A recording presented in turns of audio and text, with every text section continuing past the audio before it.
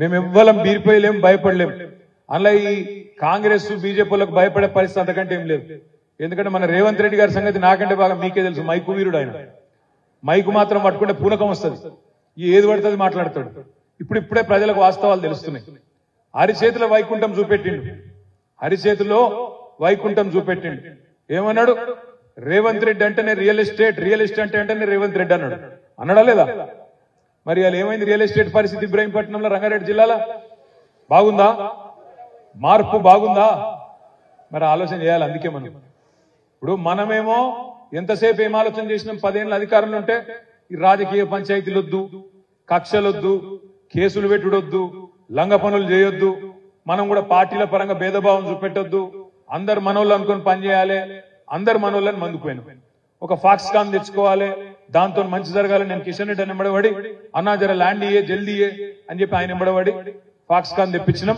ఇవాళ ఏప్రిల్ మేలో చాలు కావాల్సిన ప్రాజెక్ట్ మరి ఉన్నదో ఎవడని ఎత్తుకపోయిండో నేనైతే చూడలే. ఈ మధ్యన 4 నెలలు జర ఎవరన్నా పంపి అన్న, జర పంపించి 4 ఫోటోలు తీపిచ్చి ఇప్పుడే బంటికి చెప్పిన, అరే తమ్మి జర ఏమైందో చూడరా ఆడ ఫోటోలు తెప్పి అని చెప్పిన. కలెక్టరేట్ ఇక్కడనే కట్టుకున్నాం మీ నియోజకవర్గంలో. రంగారెడ్డి జిల్లా కలెక్టరేట్ ఇలా మీ ఇబ్రాహీంపట్నానికి తెచ్చిన ఘనత కూడా మీ కిషన్ రెడ్డి గారికి దక్కుతుందనే మాట కూడా నేను విజ్ఞప్తి చేస్తా ఉన్నా. కలెక్టరేట్ తెచ్చుకున్నాం, ఫాక్స్కాన్ తెచ్చుకున్నాం. ఫాక్స్కానే కాదు, ఒక మైసూరు కంపెనీ కేన్స్ అని వాళ్ళని కూడా 3,500 కోట్ల పెట్టుబడి పెట్టేందుకు అక్టోబర్లో ఒక కాలు ఎలక్షన్లు ఉన్నప్పటికీ మాకు ఫాక్స్కాన్ పక్కకే జాగా కావాలంటే వాళ్ళని కూడా రప్పించి ఇక్కడ పెట్టిపించినాం. మొన్న బాధాకరమైన విషయం ఏంటంటే మొన్న వార్త వచ్చింది 15 రోజుల కింద. వాళ్ళకి మేము పోతున్నాం, గుజరాత్ పోతున్నాం, కొత్త ప్రభుత్వం వచ్చింది, వీళ్ళు చక్కగా లేరు, మేము పోతున్నామని చెప్పి మనం జాగా ఇచ్చినా జమీన్ ఇచ్చినా కూడా వాళ్ళు వెళ్ళిపోయింది. అట్లా ఇంకెవరు పోతుండ్రో ఇక ఈ 4 నెలలు నేను పట్టించుకుంటలేను, నాకు తెలియదు. కానీ చాలా మంది పారిపోయే పరిస్థితి ఉన్నది. రియల్ ఎస్టేట్ పడ్డది అని మీరు అంటున్నారు. ఎందుకు పడుతుంది రియల్ ఎస్టేట్? ప్రభుత్వానికి తెలివి లేకపోతే, ప్రభుత్వానికి ఆలోచన లేకపోతే, అవగాహన లేకపోతే పడుతుంది. మనము మీ ఇబ్రాహీంపట్నం నియోజకవర్గంలో పక్కనే ఉండే మహేశ్వరం నియోజకవర్గంలో ప్రపంచంలోనే అతి పెద్దదైన ఫార్మాసిటీ పెట్టాలని చెప్పి రైతులకు సరైన నష్టపరిహారం ఇచ్చి సాధ్యమైనంత కాడికి బుదిరకిచ్చి వాళ్ళని బతిమిలాడి మొత్తానికి ఫార్మాసిటీ కోసం భూమి సేకరణ చేసింది. మొత్తం పంచభాక్ష పరమాణాలు కదా వడ్డించి పెట్టినట్టు వడ్డిచ్చిన ఇస్తరి వాళ్ళ ముంగడ పెట్టినాం. వాళ్ళకు తినుడు కూడా శాతమైతే లేదు కాంగ్రెస్ వాళ్ళకు.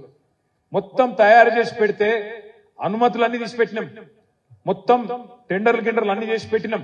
వాళ్ళు చేయవలసిందల్లా ఒకటి కంపెనీలు కూడా తయారున్నాయి తీసుకుంటేందుకు. ఆ కంపెనీలకు జాగిచ్చి అక్కడ బ్రహ్మాండంగా లక్షల మందికి కొలువులు తెచ్చే ఒక కల్పతరువు లాంటి ప్రాజెక్టు ఫార్మాసిటీ. దాన్ని కూడా కనీసం నడుపుకునే తెలివి లేని సన్నాసులు ఈ కాంగ్రెస్ నాయకులు. ఎప్పుడొస్తుంది రియల్ ఎస్టేట్? అక్కడ కంపెనీలు వస్తే, అక్కడ ఫ్యాక్టరీలు వస్తే, పనిచేసేటోళ్ళు ఉంటే, దాని పక్కకు యూనివర్సిటీలు వస్తే, దాని పక్క కాలేజీలు వస్తే, దాన్ని ఆనుకొని రియల్ ఎస్టేట్ కూడా ఊపందుకుంటది. అంతేగాని మనం పరిశ్రమల కోసం పెట్టిన భూములు, ఎక్కడన్నా పరిశ్రమ వస్తే దాని పక్కకు రియల్ ఎస్టేట్ ఊపొస్తుంది. కానీ కేవలం రియల్ ఎస్టేట్ అంటే దాంతో లాభం ఉండదు. ఆ అవగాహన కూడా ఇప్పుడున్న ప్రభుత్వానికి లేదు.